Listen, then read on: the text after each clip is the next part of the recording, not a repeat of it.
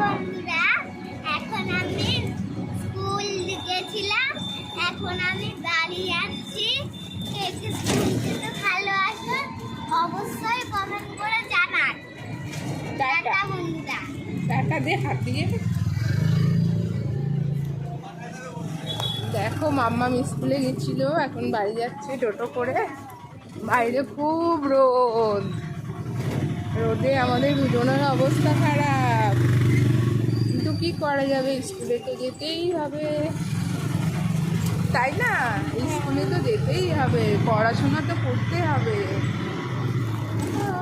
চলো টাটা।